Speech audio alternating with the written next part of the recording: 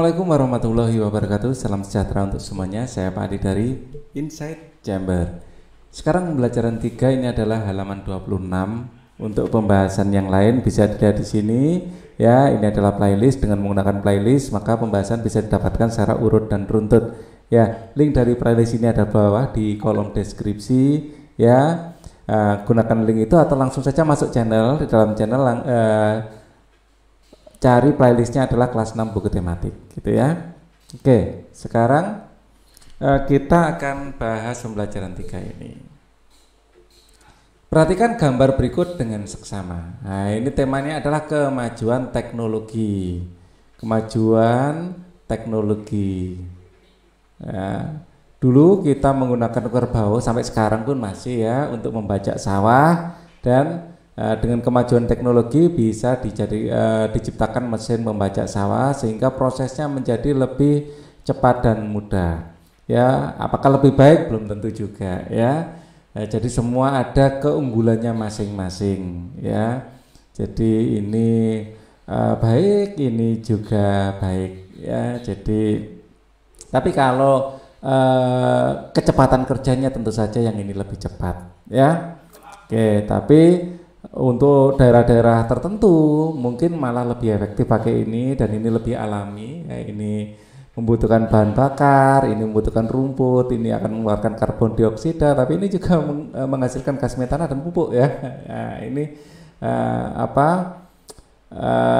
semua ada keuntungan kerugiannya. Nah, kalau yang ini ya, mesin ketik dengan laptop, tentu saja mesin ketik seperti ini lebih merepotkan ya. Jadi mesin ketik pasti akan membutuhkan kertas, dan kertas itu kalau bisa kan dihemat ya. Jadi kalau ini jelas laptop akan lebih efisien daripada mesin ketik ya. Ini sama-sama teknologi buatan manusia ya, perkembangan ya. Oke, yang jelas ini pasti banyak untungnya pakai ini ya.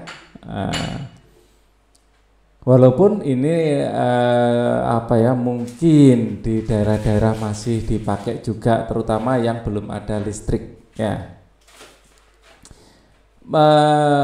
Ini adalah setrika dari dulu yang masih pakai arang, sekarang sudah pakai listrik. Dari segi efisiensi, dari segi keramaan lingkungan, dari banyak faktor, setrika listrik jauh lebih unggul daripada setrika yang pakai arang ya. Kecuali sekali lagi daerah yang belum mendapatkan aliran listrik, tapi aliran listrik bisa didapatkan lebih mudah sebenarnya ya, dengan sel surya, dengan mikrohidro. Jadi tidak ada alasan lagi sekarang kesulitan untuk mendapatkan listrik ya, teknologinya sudah ada ya. Jadi di pelosok-pelosok laptop dan setrika rasanya bisa bisa didapatkan energinya lebih mudah sekarang. Nah, kalau telepon, ya tentu saja telepon ini sudah ditinggalkan ya. Ini walaupun masih ada, tapi cenderung lebih banyak ditinggalkan ya. Biayanya lebih mahal ya, pulsanya juga lebih mahal ya. Dengan adanya smartphone seperti ini, kita berkomunikasi lebih murah, lebih cepat, lebih variasi, pokoknya banyak lebihnya deh ya. Jadi memang sudah ganti teknologi kalau ini ya. Amati dengan seksama gambar-gambar pada halaman 26 ya. Lalu diskusikan dengan temanmu mengenai kegiatan berikut. Sebutkan nama dan kegunaan benda-benda tersebut ya. Pertama, ini adalah pembajak sawah, menggunakan pembajak sawah ya. Ini pembajak sawah ya, bajak sawah. Beda dengan bajak laut ya. Bajak laut pirate, karena ini plug ya. Bajak sawah ini gunanya untuk membajak sawah, untuk menggemburkan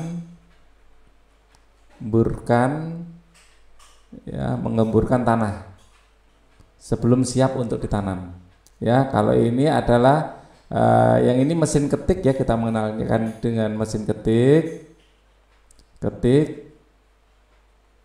Kalau ini sama alat bajak, hanya saja ini bermesin ya, alat bajak bermesin, bajak bermesin. Kalau ini alat bajak tradisional ya, alat bajak tradisional. Oke, Ini adalah mesin ketik. Kalau ini biasa kita sebut laptop ya.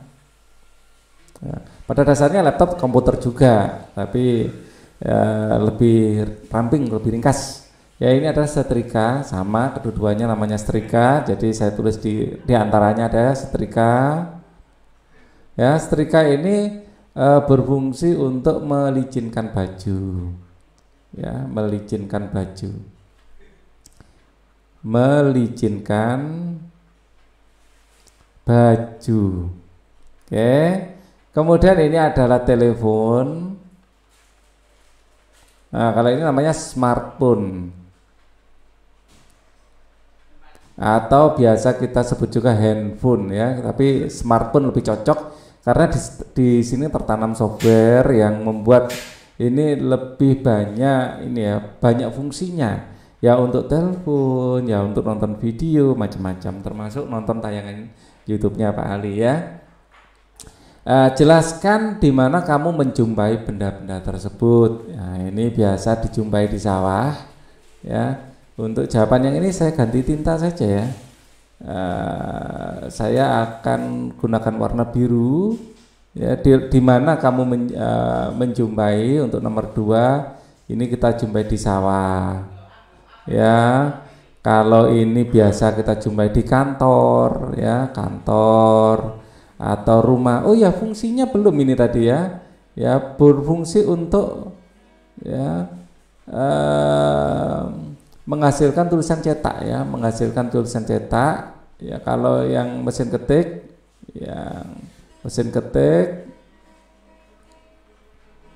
menulis ya dengan rapi. Ya, kalau komputer ya ini lebih banyak ya, laptop. Tapi pada intinya laptop ini adalah memproses data, ya, mengolah data. Nah, outputnya bisa dimasukkan ke internet, dicetak, ya, mengolah data pada intinya. Kalau ini hanya menulis saja, kalau ini data benar-benar diolah, hasilnya bisa dalam bentuk tulisan, dalam bentuk suara macam-macam, ya. Oke. Kalau di mana kita, kalau ini belum saya tuliskan juga ya, adalah untuk berkomunikasi,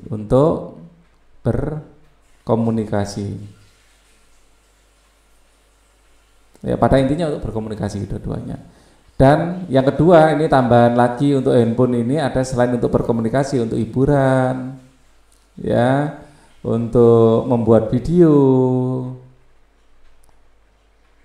Lebih banyak macamnya ya, sosial media.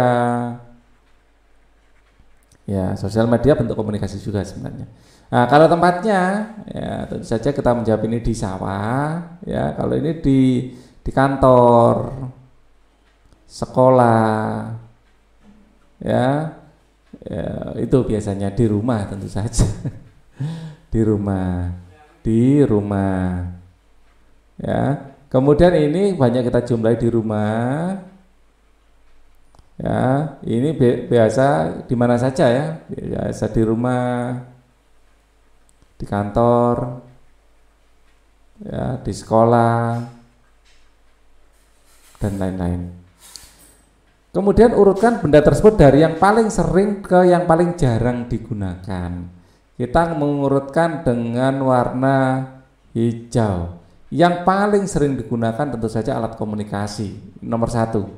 Ya, jadi anggap saja nomor 1 ini paling sering digunakan. Kemudian ini setrika mungkin 2 hari sekali, tetapi kita di depan laptop itu setiap hari. Ya, lebih sering lagi ini nomor 2. Ya, bisa dibalik nomor 1 dan nomor 2. Ya, ini rasanya nomor 3 dan ini nomor 4. Ya, jarang sekali. Ya, membaca juga tidak setiap hari, bahkan ada yang nggak pernah sama sekali seperti Pak Ali.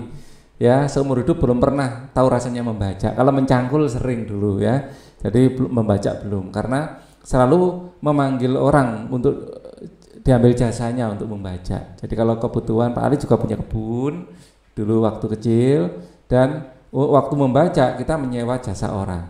Ya, seperti itu. Tentukan benda-benda mana saja yang sampai sekarang ada di rumahmu dan masih digunakan. Ya. Kalau ini jawaban versi Pak Ali ya, akan saya jawab pakai ungu ya. Yang masih ada sampai digunakan sampai sekarang ini saya centang ungu, ini masih ada. Nah ini jelas ada, 3 itu aja. Ini semuanya tidak ada, tidak punya malah. Dulu pernah punya persis seperti ini, ada gambar ayamnya juga ya. Dulu juga punya seperti ini dulu, sekarang sudah enggak lagi. Ya, pilih satu dari benda-benda di atas yang paling kamu inginkan. Jelaskan alasanmu. Ya, nah, ini kalau jawaban versi Bali. Ya, kalian bisa menjawab dengan versi lain. Ya, paling diinginkan ya 2 ini. Ya 3 ini. Semuanya paling itu salah satu ini aja, laptop, karena setiap hari untuk bekerja. Atau mungkin kalian boleh juga pilih HP, biasanya anak sekolah lebih suka HP ya, jadi ngetik apa di HP, Word, Excel semuanya bisa digunakan HP. Nanti baru waktu mau mencetak dipindah ke laptop. Jadi HP lebih fungsinya jauh lebih besar, lebih fungsional ya. Laptop sebenarnya fungsinya sama dengan HP. Untuk nelpon juga bisa laptop, hanya saja laptop besar ukurannya ya, kurang mobile. Oke, kita lanjutkan lagi.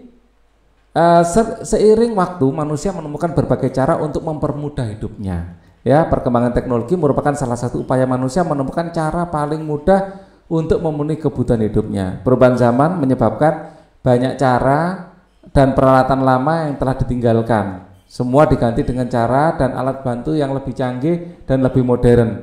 Masyarakat saat ini ya disebut sebagai masyarakat modern sebagai hasil modernisasi. Apakah modernisasi itu?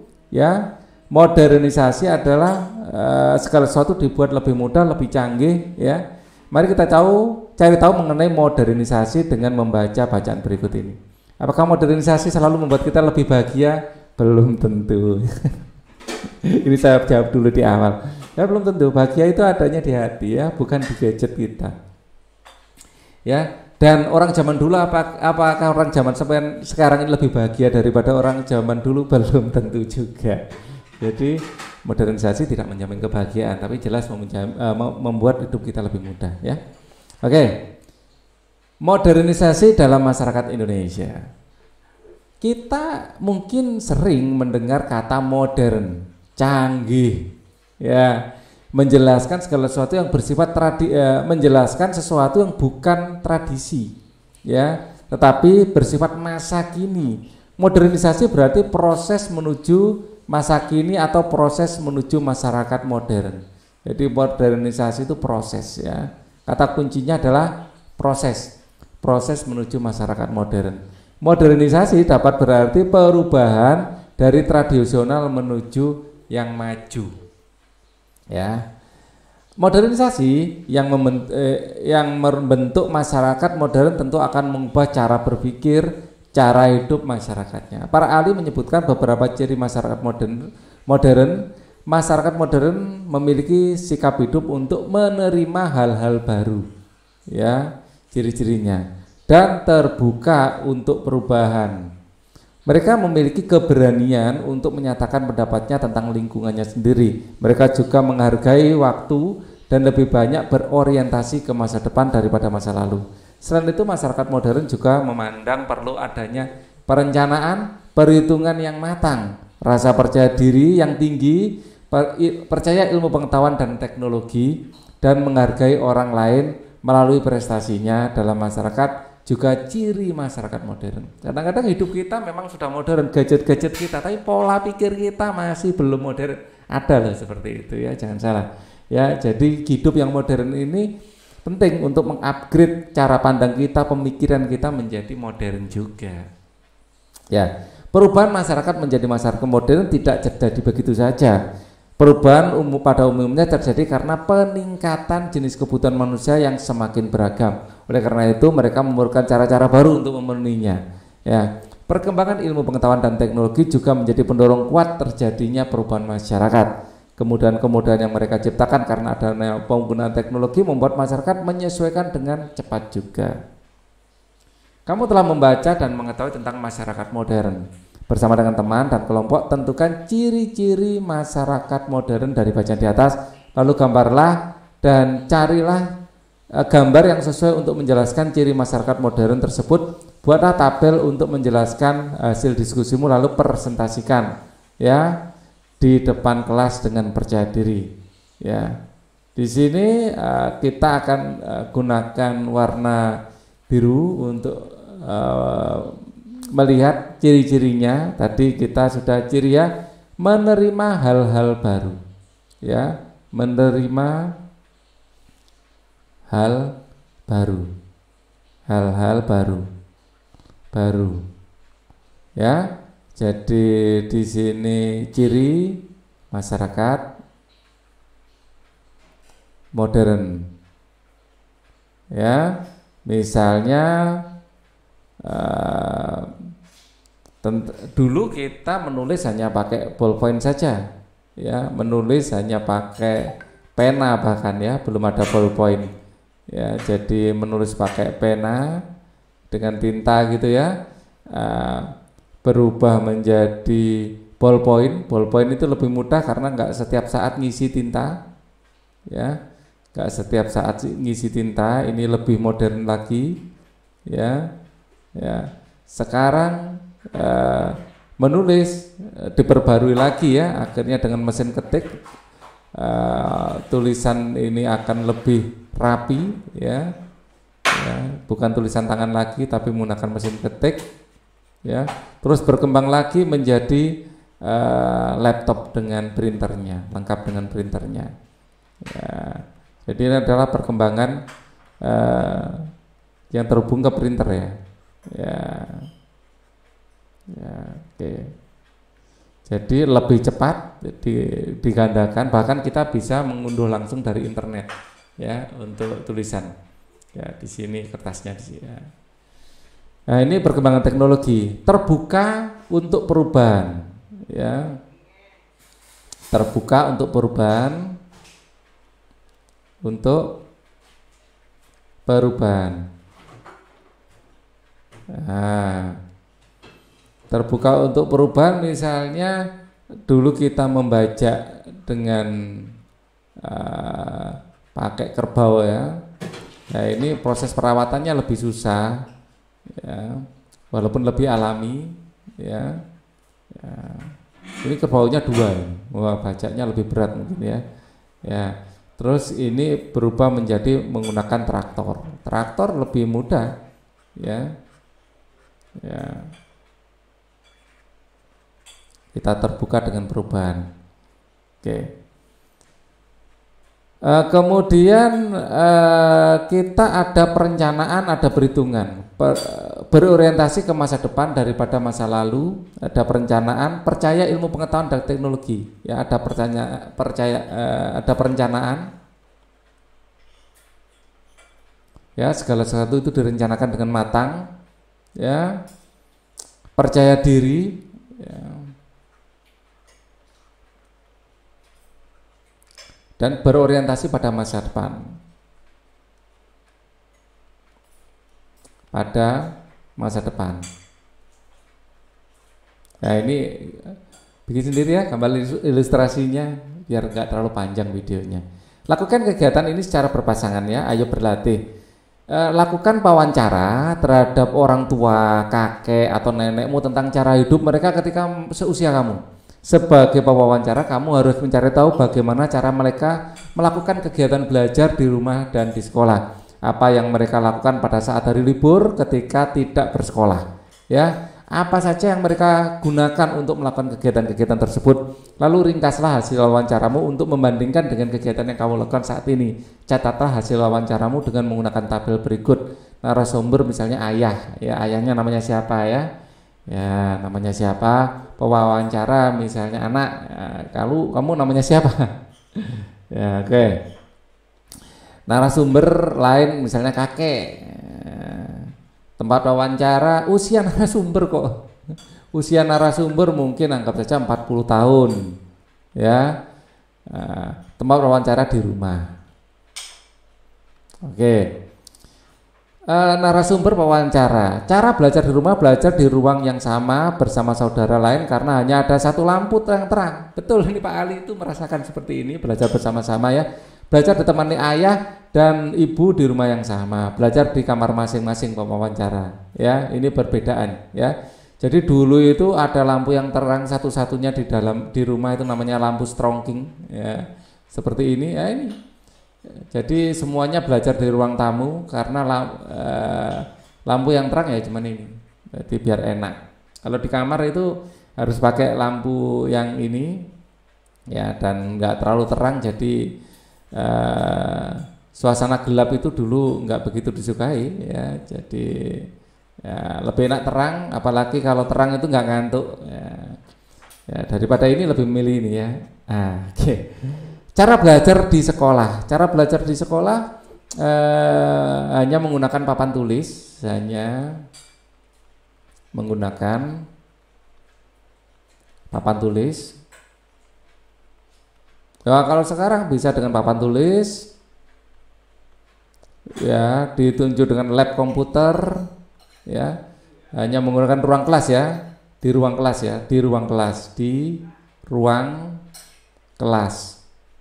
Ya, sekarang papan tulis di ruang kelas, ya, di ruang kelas. Iya sih, ya masih ya papan tulis di ruang kelas, tapi ditunjang juga dengan lab bahasa, ada lab komputer, ya dibantu HP, ya smartphone. Kalau di sekolah enggak ya smartphone, ya jadi deh. Biasanya malah nggak boleh bawa smartphone dulu ya. Sekarang harus bawa smartphone malah belajar di rumah. Cara menuju sekolah dulu Pak Ali naik sepeda atau jalan kaki. Kalau sekarang sama ya masih ya naik sepeda atau jalan kaki ya atau naik angkot. Kalau dulu agak jarang, apalagi di desa ya, angkot jarang. Ya, bagian nggak perlu juga ya kalau dekat. Nah, alat yang dibawa ke sekolah cuman ya sama kalau ini ya tas, ya buku, ya pensil atau pena. Ya, kalau sekarang sama ya tas, buku, ya pena, ya. Ya sama kalau ini penggaris ya sama, ini penggaris sama, relatif sama alat yang dibawa ke sekolah. Kegiatan setelah pulang saat dari sekolah lah ini yang beda. Kalau yang dibawa ke sekolah sama ya. Ini bedanya dulu Pak Ali setelah pulang dari sekolah main sepak bola. Mandi di sungai ya itu ya hampir setiap hari. Nah sekarang agak susah ya, mungkin masih ada lah main sepak bola mandi sungai, sekarang sungai kotor ya, mungkin main gadget, main smartphone ini kalau anak sekarang bisa sosial media, bisa game. Dulu enggak ada game zamannya Pak Ali. Jadi ya main sama teman-teman ya. Jadi gamenya ya gobak sodor, betengan, itu gamenya. Jadi game tradisional, tapi enggak kalah asik sebenarnya. Cara melakukan kegiatan selama libur tidak ada sekolah, kita biasanya ke sawah ya, ke sawah, main bersama teman, ya teman di sungai, sawah, kebun, ya di alam. Ya sekarang kegiatan libur sekarang mungkin main bersama teman ke tempat ini ya, bermain komputer jaringan mungkin ya, jaringan komputer game online mungkin. Ya, lebih variasi ya, mungkin bermain Basket ya sama saja sih, kalau olahraga anak sekarang juga suka basket atau berwisata dengan keluarga, keluar kota mungkin ya. Kalau dulu Pak Ali sudah di luar kota jadi nggak perlu keluar kota lagi kan gitu ya. Nah ini kalian isi sesuai dengan kalian ya. Jadi ini Pak Ali memberi contoh di sini, contoh ya. Mainan atau permainan favorit dulu Pak Ali sepak bola ya, betengan, ini betengan ya. Kalau anak sekarang Pak Ali lihat ya banyak ya game online ya, game online ya, itu yang entah itu PUBG atau Dota atau mungkin Mobile Legend ya. Dulu Pak Ali ya sepak bola, ini catur ya. Kalau malam itu main catur sampai malam banget. Sekarang jarang anak main catur, kebanyakan ya ini Mobile Legend sekarang. Buatlah tulisan dalam satu paragraf untuk membuat kesimpulan dari wawancara tersebut. Ya dulu orang tua hidup di zaman belum ada internet dan smartphone dan gadget ya, dan internet dan smartphone, laptop dan lain-lain. Ya, teknologi digital waktu itu masih sangat sederhana ya. Gameboard sudah ada sih, ada gameboard zamannya Pak Ali kecil. Ya, belum ada internet, smartphone, laptop dan lain-lain, sehingga permainan masih bersifat tradisional. Permainan bersifat tradisional. Ya. Nah, ini ada keuntungan orang zaman dahulu ya, dalam belajar tidak banyak diganggu oleh gadget ya. Belajar tidak banyak dalam tanda petik ya diganggu ya, karena gadget itu bisa membantu juga sebenarnya oleh gadget atau ya gadget ya, handphone atau apa, itu sebenarnya lebih banyak bermanfaat atau mengganggu sih ya. Ada manfaatnya tapi sering dianggap mengganggu ya, sehingga belajar lebih fokus. Namun jika kita bisa mengontrol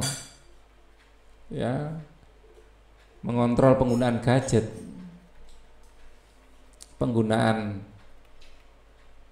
gadget, seharusnya anak sekarang punya kesempatan memperoleh informasi lebih banyak. Seharusnya anak sekarang bisa belajar lebih baik karena informasi mudah didapatkan.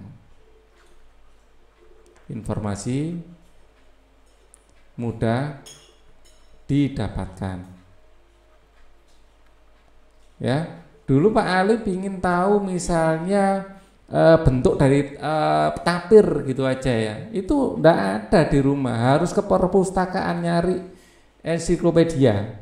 Walah, ternyata tapir bentuknya seperti ini ya. Kalau kalian ada gadget seperti ini, ketik saja di Google tapir, sudah keluar gambarnya. Ya, misalnya Pak Ali belajar tentang Rafflesia arnoldii, bayangkan bentuknya bunga raksasa itu seperti apa, enggak bisa. Harus ke perpustakaan dulu. Kalau kalian sekarang ambil gadget, ketik aja Rafflesia arnoldii, keluar gambarnya. Harusnya kalian lebih mudah belajar kalau bisa mengontrol. Kalau enggak, justru malah kebalikannya, main terus lupa belajar. Wah, ini itu akibat buruk ya. Masyarakat modern juga banyak cara pemecahan masalah. Banyak cara pemecahan masalah. Yang jadi masalah, ya maaf cas mau habis, godaannya juga banyak. Jadi anak sekarang itu harus lebih tahan godaan, pada intinya itu ya. Nah, godaannya lebih banyak. Ya, masyarakat modern memiliki cara pemecahan masalah yang berbeda dengan masyarakat tradisional. Ya, kehidupan masyarakat modern tidak lepas dari perkembangan ilmu, pengetahuan dan teknologi. Tergantung, malah manusia semakin tergantung ya. Hal itulah yang membuat mereka dengan cepat dan sigap dapat memanfaatkannya untuk memecahkan masalahnya. Benar ini, benar. Teknologi lebih banyak memecahkan masalah kalau kita bisa menggunakannya dengan baik. Sekali lagi itu ya, kalau kita bisa menggunakan dengan baik. Kalau enggak, kita terlena. Bacalah cerita fiksi berikut dengan seksama sebelum kamu mengerjakan kegiatan berikutnya. Si hitam dari Laut Jawa. Oke, Si Hitam ya, oleh Diana Caritas. Kak Irma mendapati adiknya Rina menangis terseduh di teras rumah. Kak Irma baru saja pulang kuliah setelah segera memeluk adiknya yang masih kelas 6 itu. Keadaan rumah terlihat sepi, seperti tidak biasanya. Ia tahu ayah dan ibu masih di kantor, tapi biasanya keadaan rumah tidak sesepi ini. Kenapa, Dek? Tanya Kak Irma. Rina tidak menjawab, ia malah terseduh makin keras. Mbak Tati yang biasa menemani Rina bergegas datang menghampiri mereka memasuki pekarangan rumah. Mbak Tati tampak terengah-engah dan berkeringat. Ada apa, Mbak? Mbak Tati dari mana? Mengapa Rina ditinggal sendiri di rumah? Tanya Kak Irma tanpa melepas pelukannya pada adiknya. Ini Kak Irma, Si Hitam tidak pulang sedari tadi. Ya, saya tadi berusaha mencarinya ke seluruh komplek ini, tetapi saya tidak menemukannya, jawab Mbak Tati dengan wajah panik. Ya, segera Kak Irma tersadar, rumah sepi, tidak ada suara manja kucing kesayangan Rina. Ternyata ini penyebab Rina sedih, kucing kesayangannya belum kembali. Kak Irma, apa yang bisa kita lakukan agar Si Hitam kembali ya Kak? Si Hitam pasti bersedih mencariku. Bagaimana ia akan makan? Bagaimana ia akan tidur? Pergi kemanakah kucing kecil itu? Tanya Rina masih terseduh. Kak Irma punya ide, semoga berhasil. Mbak Tati tolong temani Rina sebentar ya, pinta Kak Irma kepada Mbak Tati sambil melepas pelukannya. Ya, Kak Irma apa yang ya? Sampai sini ya. Kak Irma segera mengambil telepon genggamnya dari tasnya. Ia tampak sedang mencari-cari sesuatu di dalam telepon genggam itu. Rina, apakah kamu pernah menggunakan telepon genggam kakak untuk menyimpan foto Si Hitam? Tanya Kak Irma. Pernah Kak, jawab Rina. Tampak wajahnya mulai berbinar. Baik Kak, saya cari dulu, kata Kak Irma sibuk mencari foto Si Hitam di dalam telepon genggamnya. Ini foto Si Hitam, teriak Kak Irma. Apa yang hendak kakak lakukan dengan foto Si Hitam? Apakah kakak akan menyebar foto itu? Tanya Rina penasaran. Ia sedikit lupa dengan kesedihannya. Tepat sekali adikku yang cerdas. Kakak berpikir beberapa cara. Rin, pertama kakak akan cetak gambar Si Hitam beberapa lembar lalu menempelkannya di beberapa lokasi di sini. Kamu dan teman-temanmu bisa membantu menempelkannya. Kedua, kakak bisa menyebarkannya secara digital kepada teman-teman kakak atau kenalan ayah ibu melalui telepon genggam ini. Dengan begitu banyak orang akan ikut mencari kucingmu, jelas Kak Irma dengan semangat. Kak Irma sibuk menekan-nekan bagian telepon genggamnya. Setelah beberapa lama, ia masuk ke dalam rumah dan mulai membuka komputer jinjingnya.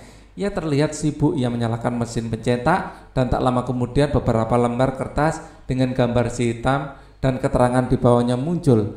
Rina bergegas mengambil kertas-kertas itu.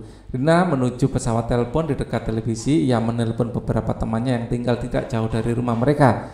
Ia meminta mereka untuk membantunya menempelkan kertas-kertas berisi keterangan tentang Si Hitam, kucingnya yang hilang. Tidak lama kemudian 3 teman Rina datang dengan menggunakan sepeda. Tanpa menunggu lama mereka mengambil kertas-kertas yang sudah dicetak gambar Si Hitam. Mereka bergegas berangkat bersama Rina. Sementara Kak Irma tak henti menelpon teman-temannya untuk minta bantuan mencari kucing adiknya. Telepon genggam Kak Irma pun berbunyi beberapa kali. Kak Irma sibuk menjelaskan ciri-ciri Si Hitam melalui telepon genggamnya. Tak lama berselang, ya, Rina dan teman-temannya telah kembali pulang. Kak Irma dan Mbak Tati meminta mereka tetap menemani Rina yang terlihat cemas. Lalu telepon Kak Irma kembali berbunyi.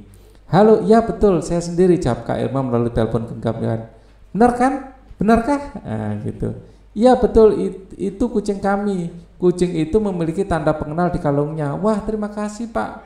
Kami tunggu ya Pak. Iya Pak, alamatnya ada di kertas yang kami sebar tadi. Terima kasih ya Pak. Kak Irma menutup pembicaraan dengan lawan bicaranya dengan wajah gembira. Melihat itu Rina dan teman-temannya bersorak kegirangan. Kucing Rina telah ditemukan dan segera diantarkan. Terima kasih ya teman-teman, kalian telah membantu menemukan kucing kesayanganku. Apa jadinya kalau tidak ada kalian semua, kata Rina sambil memeluk teman-temannya. Jangan khawatirin, itulah gunanya teman, jawab salah satu teman Rina. Terima kasih juga Kak Irma. Kakak memang hebat, seru Rina sambil memeluk wajahnya. Tahu kan gunanya teknologi ya? Bersama-sama Rin, berkat teman-teman kamu, juga berkat telepon genggam kakak ini, masalah kita bisa diselesaikan dengan lebih cepat, kata Kak Irma sambil menunjukkan telepon genggamnya dengan bangga. Wah, berarti kapan-kapan aku bisa pinjam telepon genggam kakak untuk mencari barang-barangku yang hilang, seru Rina sambil mengedipkan matanya ke arah kakaknya.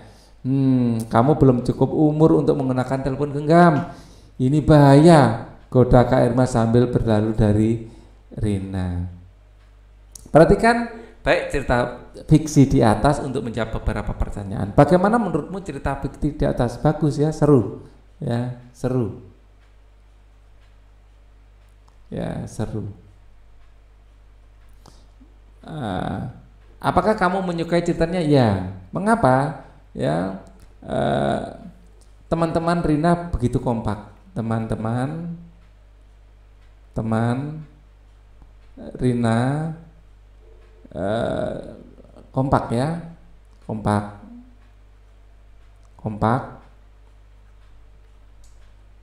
Ya, itu yang Rina ya, Rina bukan Rima.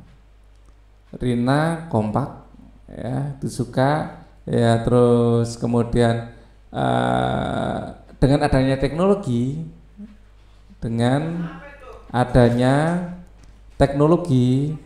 ya, dengan menggunakan teknologi ya,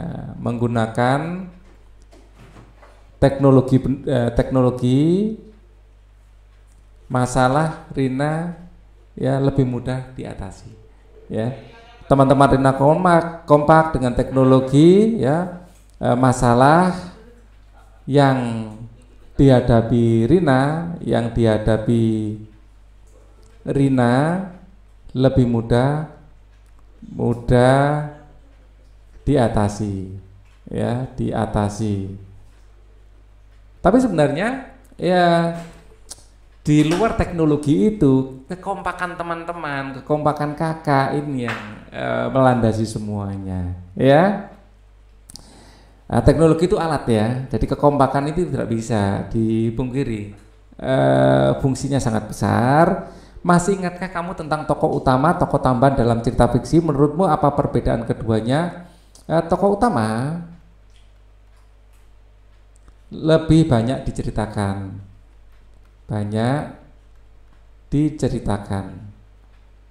lebih banyak diceritakan ya. Lebih banyak diceritakan. Tokoh tambahan untuk mendukung tokoh utama. Tokoh tambahan seperti teman-teman Rina ya, untuk mendukung tokoh utama, untuk mendukung ya isi cerita atau jalannya cerita. Tapi tetap ya, cerita itu seputar tokoh utama sebenarnya. Bagaimana caramu untuk menentukan tokoh utama dan tokoh tambahan dalam cerita tersebut? Ya, untuk menentukan tokoh utama, untuk menentukan ya, tokoh utama, ya, kita lihat ya, siapa yang paling sering muncul di dalam cerita. Kita lihat siapa yang paling sering muncul dalam cerita. Ya, yang paling muncul itulah tokoh utama. Ya, gunakan diagram di bawah ini untuk menjelaskan tentang tokoh utama dan tokoh tambahan dalam cerita Si Hitam. Jelaskan gambar tersebut dengan menuliskan beberapa kata kunci ya tentang sifat dan ciri fisiknya. Mengapa kamu menggambarkannya demikian? Gunakan 2 kotak berikut untuk mengerjakannya. Judul cerita fiksi ya, di sini kita lihat cukup panjang ya cerita fiksinya. Jadi kita lihat judulnya Si Hitam kalau nggak salah, jadi Si Hitam ya. Ya, tapi Si Hitamnya sendiri tidak menjadi tokoh utama ya, yang menjadi tokoh utama Rina. Ya, si kucingnya sendiri nggak banyak muncul, malah justru jadi tokoh tambahan di situ ya, Si Hitam. Ya, penulisnya kita lihat penulisnya siapa. Di bawah judul biasanya penulisnya Diana Caritas ya, Diana Caritas. Penulisnya adalah Diana Caritas. Ya. Diana Caritas. Ya, sifat tokoh utama ya, dia itu apa ya? Ini ya sifatnya mudah sensitif ya, sensitif. Ya, karena masih anak-anak juga ya, mudah menangis, ya, mudah bersedih ya, bersedih, ya, sensitif atau mudah bersedih, ya, belum mandiri, ya, belum, memang masih anak-anak ya, mandiri, ya, tetapi memiliki teman yang kompak, jadi dia mungkin baik hati ya, baik hati kelihatannya, baik hati. Ya, dia memikirkan kucingnya sampai seperti itu ya, baik hati, dan dia juga memiliki teman-teman yang kompak, itu pasti anak baik hati juga. Ya, tindakan yang dilakukan, ya, ini lebih pada tokoh apa ya, Kak Irmanya ya, yang tadi apa lebih banyak berperan ya, Kak Irma, ya. Yang tokoh pembantu tapi lebih banyak berperan di dalam menyelesaikan masalah ya. Tindakan yang dilakukan adalah menggunakan teknologi ya, gunakan teknologi untuk memecahkan masalah. Pendapatmu tentang tokoh utama? Tokoh utamanya di sini menurut saya bukan Kak Irma ya. Tokoh utamanya itu adalah Rina. Ya, di sini sifat dari tokoh utama masih anak-anak ya, masih anak-anak. Ya, memang masih anak-anak dan disayang kakaknya ya, dia mempunyai kakak ya yang sayang dan teman-teman yang baik,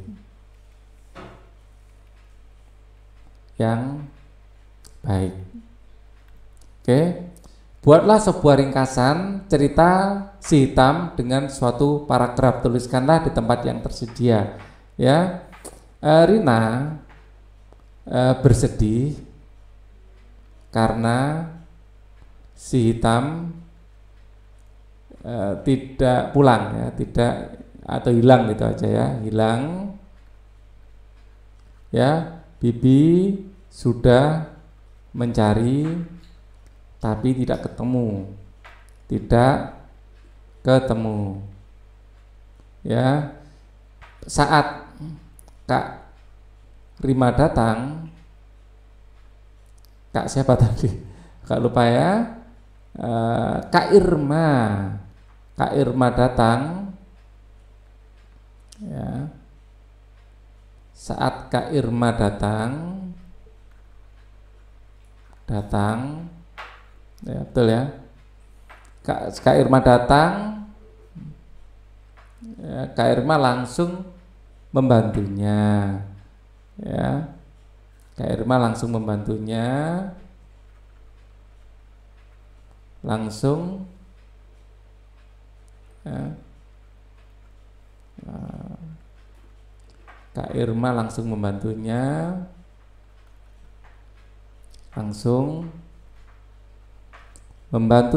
dengan memanfaatkan teknologi modern, dengan memanfaatkan jaringan sosial media ya,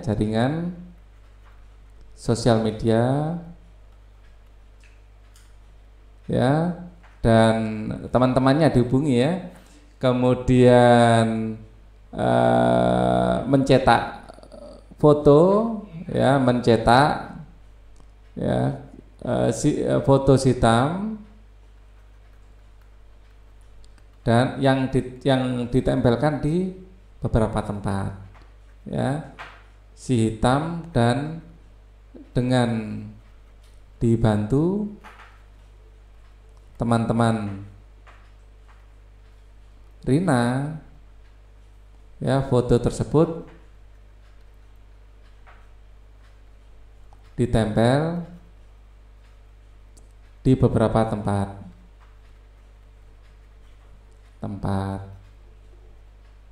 ya, dan akhirnya si hitam pun ditemukan.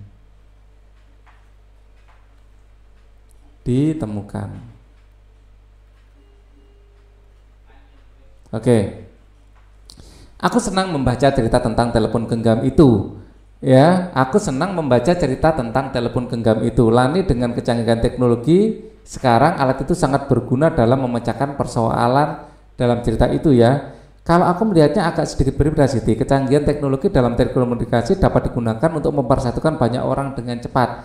Teman-teman Rina segera datang membantu ketika Rina menelponnya. Lalu beberapa kenalan Kak Irma juga ikut mencari kucing-kucing setelah Kak Irma. Saya lebih sepakat dengan Lani ya. Jadi teknologi itu untuk membantu, tapi tetap teman-teman kita ya, itu yang akan kebaikan hati kita, itu yang akan menyelesaikan masalah sebenarnya. Jadi gadget atau teknologi itu sebagai alat ya, tidak bisa menggantikan ya teman-teman kita, hubungan baik kita gitu ya. Itu yang lebih utama. Kalau aku melihatnya agak sedikit berbeda sih. Di kecanggihan teknologi dalam telekomunikasi dapat digunakan untuk mempersatukan banyak orang dengan cepat. Ya ini ya, teman-teman Rina segera datang membantu ketika Rina menolongnya. Lalu beberapa kenalan Kak Irma pun ikut serta mencari kucing yang hilang. Itu setelah Kak Irma menyebarkan berita kehilangan kucing melalui telepon genggamnya. Ya, wah benar juga ya Lan. Kecanggihan teknologi dalam komunikasi dapat mempersatukan kita. Tetapi apa sih yang sebenarnya makna persatuan itu? Yuk kita cari tahu yuk. Gitu. Makna persatuan, kesatuan bangsa dalam semboyan negara Indonesia. Persatuan dan kesatuan berasal dari kata satu yang memiliki arti utuh atau tidak terpecah-pecah. Kata persatuan dapat diartikan sebagai perkumpulan dari berbagai hal menjadi satu. Kesatuan merupakan hasil perkumpulan tersebut yang telah menjadi satu dan utuh. Ya, persatuan dan kesatuan memiliki makna bersatunya beraneka ragam suku bangsa menjadi satu kesatuan yang utuh dan serasi. Ya, persatuan dan kesatuan memiliki makna bersatunya beraneka ragam suku bangsa menjadi satu kesatuan yang utuh dan serasi. Persatuan dan kesatuan bangsa dapat diartikan sebagai persatuan bangsa dan negara yang menduduki wilayah Indonesia. Persatuan itu didorong untuk mencapai kehidupan yang bebas dalam wadah negara yang merdeka dan berdaulat. Sebenarnya bukan hanya suku bangsa saja ya, agama yang berbeda, jenis pekerjaan yang berbeda, apapun banyak perbedaan yang ada di masyarakat kita. Persatuan dan kesatuan bangsa memiliki makna yang sangat penting dalam kehidupan berbangsa dan bernegara masyarakat Indonesia. Bangsa Indonesia yang tinggal di dalam negara kepulauan memiliki keragaman budaya, agama, suku, bahasa, dan adat istiadat. Namun demikian, mereka terikat satu sama lain karena memiliki kesamaan-kesamaan yang memengaruhi kehidupan masyarakat. Kesamaan-kesamaan dan keterikatan yang terbangun dari sejak zaman nenek moyang kita telah disebutkan dalam kitab yang ditulis Empu Tantular, yaitu kitab Sotasoma. Di dalam kitab tersebut menyebutkan tentang Bhinneka Tunggal Ika. Ya, Bhinneka Tunggal Ika berasal dari bahasa Jawa kuno yang digunakan Empu Tular yang hidup pada masa kerajaan Majapahit. Bhinneka Tunggal Ika memiliki makna meskipun berbeda-beda tetapi satu kesatuan utuh yang tidak dapat dipisahkan. Berbeda-beda tetapi tetap satu juga. Begitu dalamnya makna dari kalimat tersebut sehingga Bhinneka Tunggal Ika menjadi semboyan bangsa Indonesia dan menjadi bagian dari lambang negara Indonesia. Hal ini dimaksudkan agar bangsa Indonesia yang sangat beragam ini terus mengingat pentingnya persatuan dan kesatuan bangsa sebagai bangsa yang utuh dan berdaulat. Di dalam perkembangannya, masyarakat Indonesia terus berusaha mempertahankan persatuan dan kesatuan bangsa di tengah perubahan yang terjadi di seluruh dunia. Namun demikian, semboyan Bhinneka Tunggal Ika masih tetap sesuai dengan zaman modern saat ini. Bahkan bangsa lain mengakui kemampuan bangsa Indonesia untuk bersatu mengatasi perbedaan dalam kehidupan masyarakat saat ini. Apakah makna semboyan Bhinneka Tunggal Ika berbeda-beda tetapi tetap satu juga? Bagaimana peran semboyan Bhinneka Tunggal Ika dalam meningkatkan persatuan dan kesatuan bangsa? Ya, Bhinneka Tunggal Ika menjadi semboyan bangsa Indonesia yang memiliki banyak sekali keragaman, banyak sekali keragaman untuk bersatu. Ya, mengapa persatuan dan kesatuan bangsa dianggap penting bahkan oleh nenek moyang kita? Dengan persatuan kita akan menjadi negara yang kokoh. Dengan bersatu maka kita akan menjadi negara yang kuat. Ya, negara yang kuat. Bersama dengan seorang temanmu, carilah peristiwa dari koran atau majalah peristiwa tersebut yang menjelaskan peristiwa yang dapat memengaruhi makna persatuan dan kesatuan bangsa dalam kehidupan masyarakat Indonesia. Jelaskan judul peristiwa, tempat peristiwa, sumber berita, gambar, dan makna persatuan dan kesatuan melalui gambar tersebut. Jelaskan hasil pemikiranmu di depan kelas, misalnya festival budaya, itu sangat penting ya, sehingga kita lebih mengenal lebih banyak budaya di Indonesia yang ada di Indonesia ini. Lakukanlah kegiatan berikut ini dengan kelompok yang terdiri dari 3 orang. Pertama, perhatikan kembali cerita fiksi berjudul Si Hitam, bacalah dengan seksama, lalu carilah peristiwa persatuan dan kesatuan yang ada dalam cerita tersebut, yaitu saat teman-teman Rina dengan cepat membantu Rina, ya, teman Rina dan sahabat Kak Irma, ya, dengan cepat membantu menemukan si hitam. Tanpa persatuan, nah itu nggak bisa, ya. Gambarkan peristiwa dari cerita tersebut sesuai dengan imajinasimu dalam kertas karton A4 dibagi menjadi 2. Pada intinya ini, ya. Pada bagian di samping gambar buatlah sebuah gambar lain yang menceritakan peristiwa persatuan dan kesatuan yang terjadi di sekolahmu. Ceritakan, ya, cerita tentang menemukan kucing itu dalam bentuk gambar. Gunakan gambar tersebut untuk menceritakan di depan kelompok lain. Ya, coba kalian gambar tentang proses mencari kucing hitam itu. Ya, renungkan bentuk kehidupan modern seperti apakah yang kamu lihat di sekitarmu. Ya, bentuk kehidupan modern yang kita lihat adalah digunakannya gadget, ya, untuk, ya, menunjang aktivitas, ya. Mau mencari arti bahasa Inggris bisa dari gadget, mau banyak yang bisa, ya. Bagaimana kamu menetapkan semboyan Bhinneka Tunggal Ika dalam menerapkan, ya, ya dengan menghormati ya setiap perbedaan yang ada, ya menghormati setiap perbedaan yang ada dan mengembangkan toleransi dalam kehidupan bermasyarakat.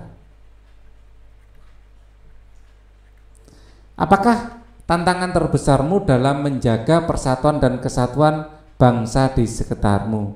Ya, nah ini tantangan terbesar. Ini sosial media sering digunakan untuk beradu argumen. Ya, sosial media